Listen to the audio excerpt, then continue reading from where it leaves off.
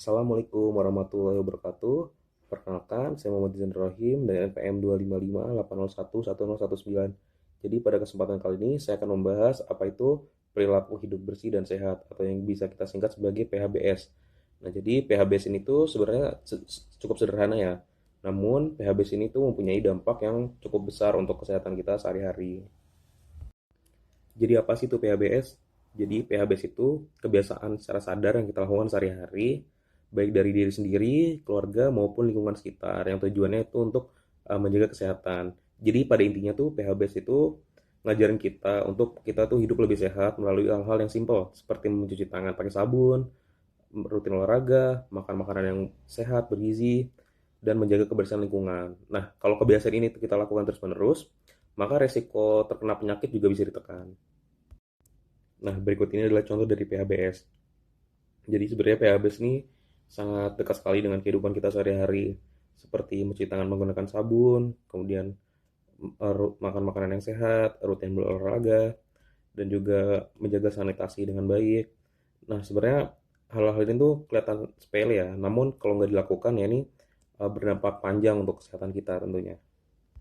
Jadi secara konsep PHBS itu bukan cuma kebiasaan individu, tetapi juga strategi promotif dan preventif dalam pembangunan kesehatan masyarakat. Fokusnya yang itu ada di perubahan perilaku, bukan cuma pengobatan.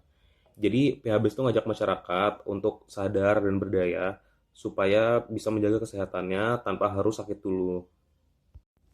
Jadi dalam dunia kesehatan masyarakat, perilaku itu adalah salah satu faktor yang paling berpengaruh terhadap status kesehatan. Jadi PHBS ini tuh berperan langsung dalam menurunkan penyakit berbasis lingkungan, penyakit menular maupun penyakit yang tidak menular. Nah, menariknya, intervensi perilaku kayak PHBS ini tuh terbukti lebih hemat biaya dibanding pengobatan kuratif.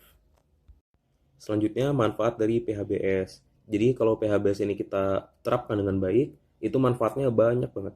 Mulai dari menurunkan angka kesakitan, ngurangin biaya pengobatan, sampai ningkatin produktivitas masyarakat. Secara nggak langsung, PHBS ini juga berkontribusi dalam meningkatkan kualitas sumber daya manusia dan mendukung pembangunan kesehatan masyarakat. Jadi pada penerapannya PHBS ini tuh belum berjalan secara optimal. Jadi PHBS ini tuh masih banyak tantangannya.